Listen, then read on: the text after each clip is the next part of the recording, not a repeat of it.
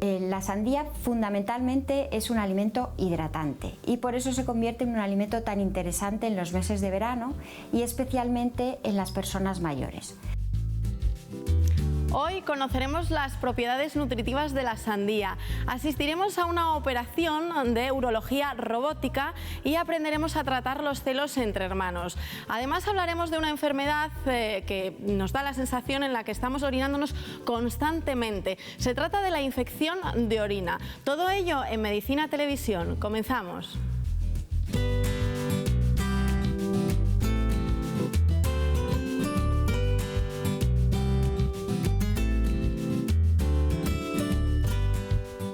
Pues nada, tienes infección de orina cuando te duele al ir al cuarto de baño y puedes tener pues diferentes infecciones. Se detecta cuando te duele al hacer pis o algo así, poca cosa. Pues que suele pasar a veces no solo por la suciedad, sino por la falta de beber agua, lo que tengo entendido, y no sé, no mucho más. Óscar, ¿qué tal? Muy buenas. Estupendo, Carmen. Bueno, parece que no, la gente dice lo de la orina, pero tampoco está como muy claro qué significa tener una infección de orina. Bueno, yo creo que alguna de estas señoras que hablabais lo sabe a ciencia cierta, por desgracia para ella, y lo ha padecido muchas veces. La infección de orina, la infección del tracto urinario, que decimos los médicos, porque no solo consiste en infección de la orina como líquido, que es lo de menos, es la expresión, sino que lo que tienes es una infección de los tejidos, es decir, de las mucosas. Las mucosas es básicamente el epitelio, o sea, la piel, entre comillas, que recubre por dentro la vejiga, la uretra, los uréteres y todas estas cosas. Entonces, hoy nos vamos a referir, si te parece, Carmen, básicamente a la infección de orina, a la cistitis, sobre todo en la mujer. ¿Por qué? Porque tiene unas características muy diferenciadoras de las infecciones de orina en los hombres. Ajá. Y sobre todo de las infecciones de orina en los niños y en lactantes, que son absolutamente distintas y poco tienen que ver con esto, sobre todo a la hora de tomar medidas y a la hora de hacer tratamientos. Por desgracia, las mujeres tienen muchísimas infecciones de orina. ¿A qué es debido la infección de orina? Aunque mejor vamos a decir primero los síntomas, ¿no? Los síntomas es una tríada clásica, que es disuria, polaquiuria y tenesmo. ¿Qué es la disuria? Vamos a traducir qué es lo mejor. La disuria son las molestias que notamos al orinar. Esa especie de quemazón, de resquemor, cuando la orina va saliendo por el caño, que es el tubito que conecta la vejiga con el exterior, que nosotros llamamos uretra. Esa sensación de quemazón, eso es la disuria. Luego tenemos lo que es la polaquiuria. Polaquiuria, que quiere decir poco, es decir, estoy orinando cada poco, y casi como los perros, es decir, orino un poquitín aquí, al poco rato voy otra vez allí, al poco rato voy allí, al poco rato, porque no puedo parar. Y luego el otro síntoma de la tríada clásica es el tenesmo. El tenesmo es la sensación de, después de haber ido al baño, de estar como que no lo he echado, como que sigo teniendo ganas de hacer pis otra vez y tengo que volver al baño. Luego, ocasionalmente o no, depende cómo sea el grado de infección de orina, puede ir acompañado de tinción de la orina de color rojo. ¿Por qué? Porque al tener una infección de ese epitelio que hemos dicho que recubre la vejiga y las vías urinarias, lo que podemos tener es la expulsión de sangre, teniendo en cuenta que la sangre normalmente es muy escandalosa, porque a unas gotitas de sangre que tengamos en la vejiga urinaria nos lo va a teñir de rojo, y en muchas ocasiones estamos viendo cómo las mujeres vienen asustadas, no por los síntomas, que más o menos los conocen de otras veces o incluso han oído hablar a muchas de sus amigas de esos problemas por la frecuencia que tienen, sino que vienen asustadas por la hematuria, es decir, por la sangre en la orina, que con 2 o 3 gotillas se tiñe de rojo y es muy escandaloso. Afortunadamente las tranquilizamos, y una vez que pasa el primer episodio, porque por desgracia suelen ser episodios que se repiten con cierta frecuencia, pues entonces ya más o menos se lo toman de otra forma. Es decir, los síntomas son fáciles de reconocer. Los síntomas son fáciles y todas las mujeres después de la primera vez los conocen. Una vez que sabemos cuáles son los síntomas, es por qué se causa la infección de orina. Bueno, tenemos que primero hacer un pequeño recuerdo anatómico. Tenemos lo que es la vejiga, y la vejiga se comunica con el exterior, como hemos dicho antes, por un caño, un pequeño tubito que tiene aproximadamente esta longitud, que es la uretra femenina.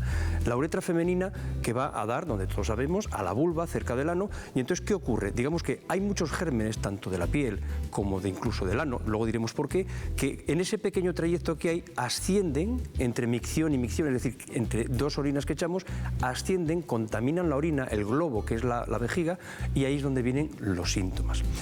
¿Por qué suele pasar eso? Pues bueno, las mujeres tienen una muy mala costumbre, algunas, no todas, pero muchas tienen la mala costumbre de cuando van a ir al baño a hacer el vientre, a defecar, se limpian, abren las piernas, meten el papel a nivel del ano y arrastran hacia adelante. Por eso tenemos una gran incidencia de infecciones de orina de gérmenes que están en el intestino. La mayor parte de las infecciones de orina, sobre todo en la mujer, son de gérmenes que están en el intestino. Luego diremos pequeños trucos para que eso no pase. Y luego, aparte de eso, tenemos modificaciones en ese epitelio, en esa piel. Por ejemplo, cuando viene la menopausia, hay, digamos, una atrofia de esa zona más baja, del periné, de los músculos de la vagina, de los músculos que están bordeando la vulva y el ano, y de la mucosa. Y eso hace que sea, digamos, le da facilidad a los gérmenes para que puedan ascender a través de la uretra e instalarse en la vejiga y provocar los síntomas clásicos. Y luego hay también manipulaciones, por ejemplo, el acto sexual también es una forma de que, digamos, la agresión que se está sufriendo, entre comillas, mientras se está durante el acto sexual, hace que también los gérmenes tengan más facilidad para subir porque la uretra es muy corta. Por eso las infecciones en la orina son muy frecuentes y en cambio en los hombres no son tan frecuentes. Las infecciones de orina en mujeres no suelen ser tan peligrosas como en los hombres. ¿Por qué? Porque al tener más facilidad para hacer la infección de orina, digamos que suelen ser por causas más banales. En cambio, cuando tenemos la infección de orina en los hombres, suelen ser causas, como norma general, un poquito más graves debido a que tienen esa misma uretra más luego toda la longitud equivalente del pene, con lo cual, digamos que una bacteria suba por todos esos sitios hasta meterse en la vejiga, es mucho más complicada. Más difícil. Iba a preguntarte, una de las causas que yo siempre pensé que estaba relacionada con la infección de orina es el coger frío, pero eso no sé si es más un mito que otra cosa. Bueno, digamos que el frío, tanto para problemas infectivos de abajo como para problemas respiratorios, digamos que el frío lo que puede hacer es facilitar en cierta medida en que los mecanismos de defensa naturales que tenemos ahí, digamos, se enfríen. Vale. Y como consecuencia de que se enfríen esos mecanismos naturales, pudiera haber una mayor facilidad para que los gérmenes, las bacterias, causen la infección. Y de hecho todos hemos visto muchas veces a una señora decir: es que me senté en un banco, en una piedra, y por eso tengo la infección de orina. Bueno, pues no sabemos hasta qué punto hay certeza o no, pero sí que es cierto que todo el frío disminuye, como norma general, el aflujo de sangre, y al disminuir el aflujo de sangre estamos disminuyendo las defensas, porque tenemos que tener en cuenta que todo este epitelio, esta piel que recubre toda la parte de abajo de la vulva y de la vagina y de la uretra, lógicamente está recubierto de anticuerpos, de células sanguíneas que nos defienden de infecciones, y lógicamente con el frío eso puede debilitarse.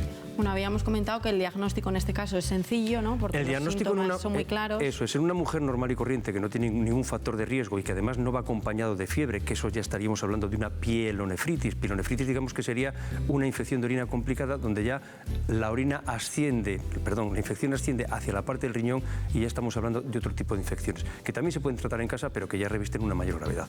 Pielonefritis vemos pocas, cistitis todos los días estamos viendo montones sin que como norma general se nos complique. Y el tratamiento a seguir, una vez que ya tenemos diagnosticado que hay una infección de orina, es con medicamentos, hay que prevenir algunas cosas. Bien. ¿Cuál es?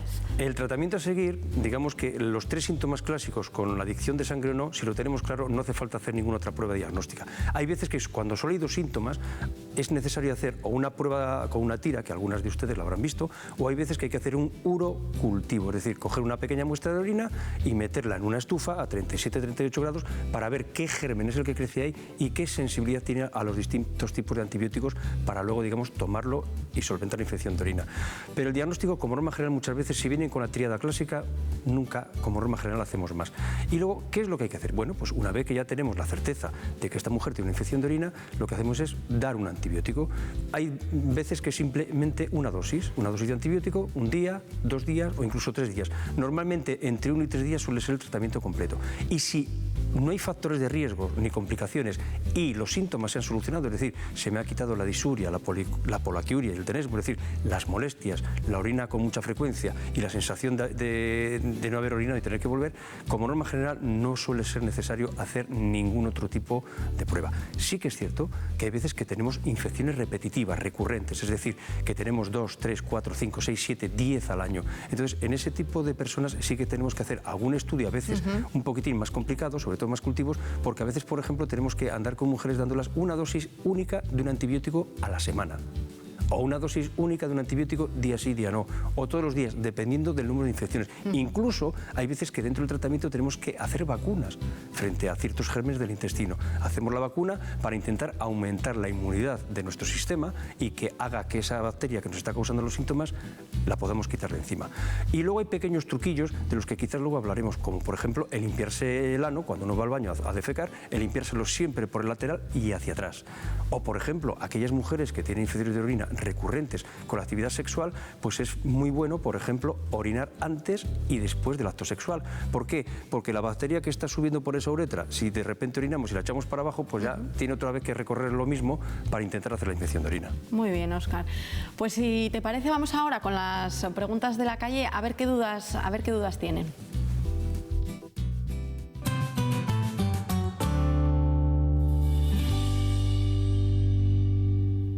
¿Es bueno beber mucha agua para evitar infecciones de orina?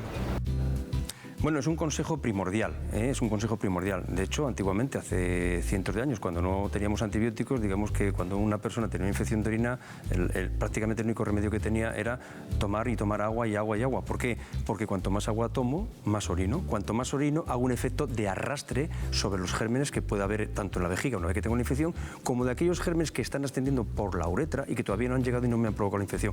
Por tanto, el tomar mucho líquido supone el orinar muchas veces. Y el orinar muchas veces hace un efecto de lavado sobre todas estas vías de la orina. Pues está clara la respuesta entonces. Vamos con otra pregunta. Hola, quería preguntarle al doctor si aguantarse las ganas de orinar puede provocar infección de orina. Si no hay ningún problema anatómico, si no hay ninguna, digamos, ninguna afinidad porque tenga algún problema de facilidad para infecciones, pues como norma general, digamos que sí que aumentan las posibilidades. Desde luego, en todas aquellas mujeres, en todas aquellas personas que tienen facilidad para hacer infecciones de orina, no hay que aguantar la orina nunca. Muy bien.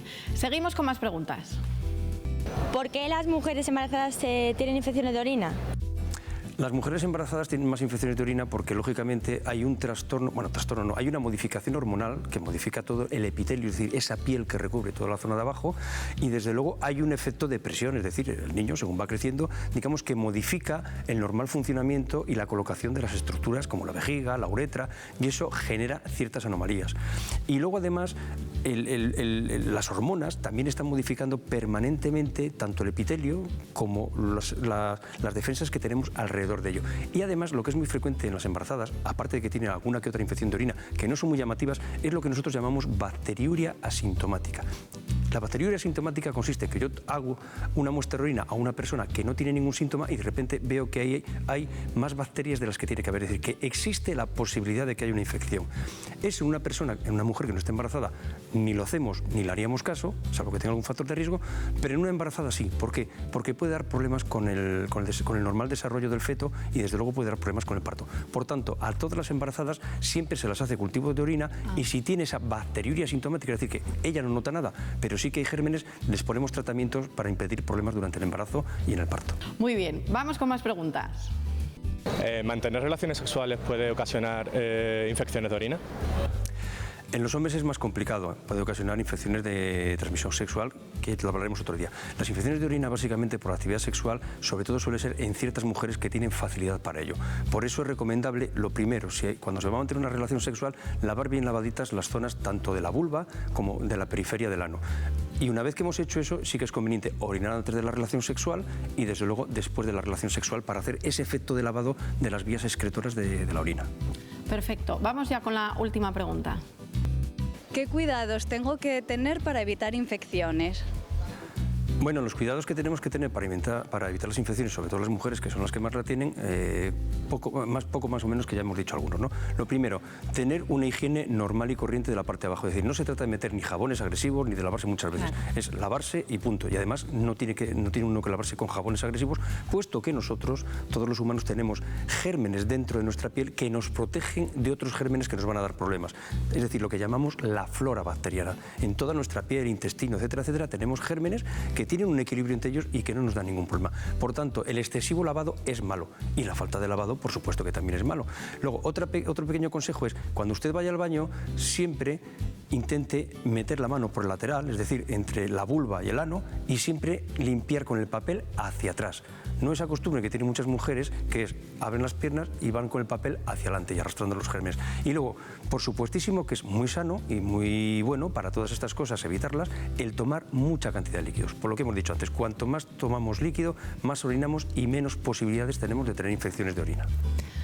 Bueno, de hecho, ahora nos toca el resumen y precisamente vas a dar consejos relacionados, alguno ya lo has mencionado. Vamos a resumir la información y a dar más consejos. Bueno, pues una vez más vamos a empezar a dar esos pequeños consejos que ya a lo largo del programa los hemos dicho más o menos casi todos. Lo primero es que tiene que escoger compresas en vez de tampones. No porque sean mejores o peores las compresas que los tampones, sino porque sencillamente la compresa manipulamos menos la zona que cuando utilizamos un tampón. Tome duchas en vez de tomar baños. ¿Por qué? Porque con la ducha el agua siempre nos cae desde arriba hacia abajo y por tanto no es lo mismo que cuando nos bañamos, porque el germen puede emigrar desde otras zonas hacia la zona de la vulva y metérsenos por la uretra y ocasionarnos una infección de orina. Mantenga el área genital limpia y sobre todo tiene que tener mucho cuidado antes y después de la actividad sexual, siendo muy recomendable el que se lave tanto antes como después y sobre todo que orine antes y después de mantener relaciones sexuales. Límpiese, como hemos dicho antes, cada vez que va al baño a hacer de vientre, límpiese de adelante hacia atrás para no arrastrar gérmenes y llevarles a la zona de la vulva, porque como hemos dicho, la mayor parte de las infecciones son debidas a gérmenes que tenemos en el intestino. Evite los pantalones apretados, por supuesto, y use ropa interior holgada y sobre todo, procure huir de tejidos sintéticos. Es mejor utilizar el algodón. Y desde luego, no beba líquidos que exciten a la vejiga, como por ejemplo el alcohol, el café, el té, porque eso también nos puede dar alguna pequeña molestia y en ocasiones nos puede facilitar la infección. Lo mejor, el agua. Fíjate, Óscar, que has mencionado un consejo que cuando estás esperando un bebé y si vas a tener una niña te dicen para limpiar el culito tienes que ir exacto de adelante hacia atrás. Nunca, claro. ¿Verdad? Claro, te lo dicen claro. Cuando vas a tener una niña, yo no la tengo, pero te lo comentan. En los bebés y sobre todo en los bebés niña pues, suelen ser relativamente frecuentes las infecciones. Es el consejo que siempre te dan. Sí. Óscar, vamos a cambiar de tema. Nos vamos a un quirófano. Vamos a ver una operación de urología robótica. Veamos en qué consiste.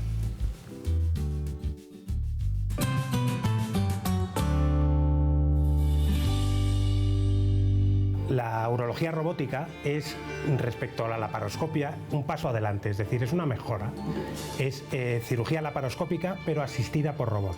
Quiere decir que podemos utilizar una serie de pinzas dentro del paciente, desde fuera, con pequeñas incisiones, pero esas pinzas tienen una capacidad de movimiento mucho mayor que la capacidad de movimiento de la laparoscopia y además podemos ver esas imágenes en 3 dimensiones. Y además podemos aumentar y hacer que se proporcionen los movimientos según nos convenga. Podemos hacer un movimiento con la mano de 5 centímetros y la pinza hacer un movimiento de 1 centímetro. Eso es lo que se llama el escalado. Todo ello son ventajas que hacen que la cirugía robótica sea mejor que la laparoscopia en cuanto a precisión y a destreza del cirujano. Nos permite hacer más cosas mejor que la laparoscopia.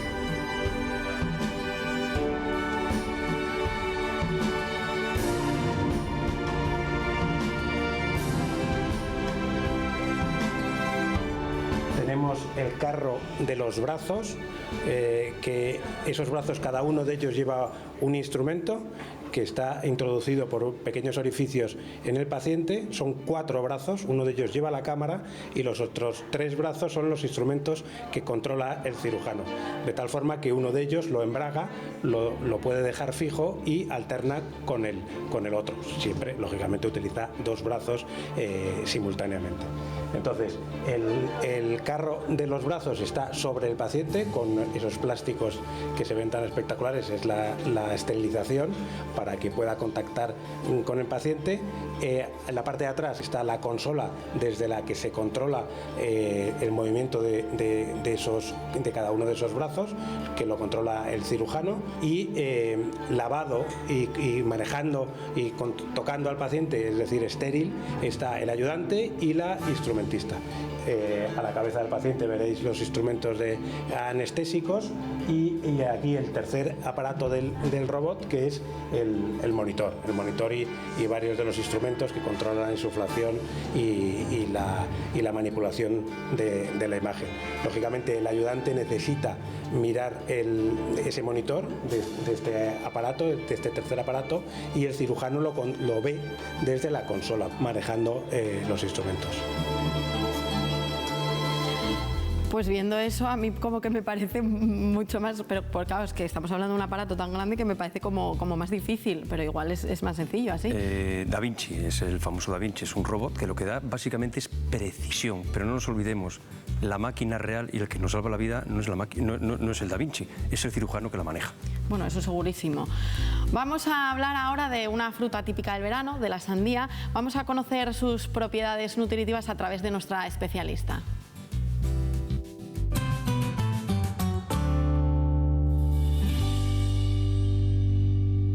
Bien, la sandía o melón de agua es un fruto procedente del África tropical, pero que su uso ya está muy extendido en todo el mundo y España es uno de los principales productores de sandías.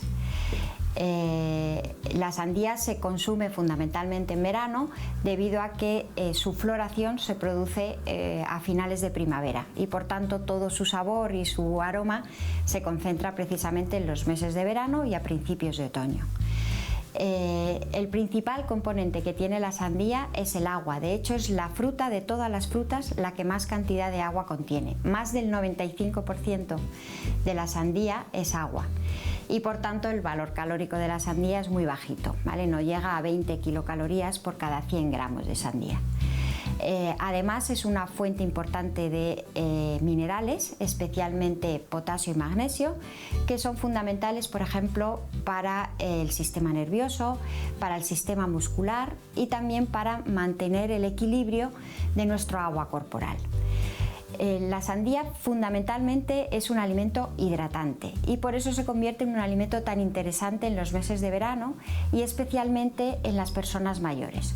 Las personas mayores muchas veces no consiguen beber grandes cantidades de agua y curiosamente tomando 2 rodajas de sandía equivalen a un vaso de agua y además es un sabor pues dulce, agradable, etc. Por supuesto, al tratarse de un alimento con muy poquitas calorías es ideal para dietas de adelgazamiento o de control de peso. Además nos aporta fibra que nos ayuda a prevenir el estreñimiento y la función gastrointestinal. Y bueno, pues al ser una fruta típicamente de verano, pues se utiliza mucho también pues para preparar batidos, sorbetes y alimentos muy frescos y muy buenos en esta época del año. Vamos, que son todo ventajas la sandía. A mí me encanta, sobre todo la parte del medio. No, claro, no te vas a comer la piel. Yo es que soy más de melocotón y nectarina. También está rico. Bueno, todas las frutas de verano están riquísimas. Nos vamos a hablar de cómo afrontar los celos que tienen los hermanos, sobre todo cuando son pequeñitos. Vamos con un consejo de nuestra psicóloga.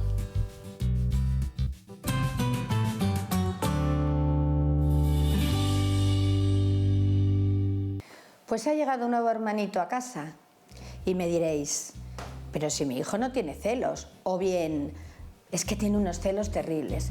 Yo os pregunto lo siguiente, ¿cómo sentiríais vosotros si vuestro marido o vuestra mujer trae a otra persona, o sea, es decir, vuestro marido trae a otra chica y os dice, no te preocupes cariño, que os voy a querer a las dos exactamente igual?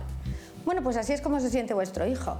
Por mucho que le digáis que le vais a querer igual, ya no va a ser el único y no entiende que ese amor puede repartirse como lo hacemos los padres. Por lo tanto, hay que tener mucho cuidado con ese nuevo niño que van a nacer y con el otro. Primero, lo más importante, no tenéis que hacer grandes cambios. No se os ocurra cambiarle de habitación en ese momento o llevarlo a la guardería o mejor está con la abuelita. Esas cosas es muchísimo mejor hacerlas o antes, cuando está empezando el embarazo, o mucho tiempo después. No es necesario que quiera a su hermano, es que no lo conoce, tiene que aprender a quererlo y por lo tanto eso de tienes que querer a tu hermanito y si no eres malo, no se debe de decir. Es importante que entendáis que los celos son normales y que tienen que expresarlos, que es muy importante que los expresen, que le hagáis Partícipe de los juegos, sobre todo cuando estéis todos juntos, pero no demasiado responsable, porque eso también le duele. Así que no os preocupéis, que los celos pasarán si sabéis informaros y sobre todo poner todo vuestro cariño en los dos hijos. Así que ya sabéis lo de siempre, si queréis, pues podéis. Bueno, me ha hecho gracia la comparación, porque nunca nos imaginamos esa situación de que tu marido o tu mujer te traiga a una persona a casa, en plan, no, si te voy a querer igual que a la otra o al otro, pues igual es muy real, ¿no? Esa situación. Nunca he visto una explicación tan convincente y tan bien dada, la verdad. Y no te digo nada cuando encima viene el tercero y tenemos el niño sándwich, es decir, el que está justo en el medio. No me digas eso, que me asusta. El del medio, el primero porque es el primero, el último porque es el último, y el del medio, el pobrecito. Ahí, pobrecito. Claro. Bueno, Óscar, un placer y gracias por estar conmigo. Lo mismo te digo, Carmen, es un placer estar contigo y desde luego es un placer estar con todos ustedes un día más. Bueno, ya saben que nosotros volvemos en nuestro próximo programa con más salud, más bienestar. Les esperamos. Hasta entonces.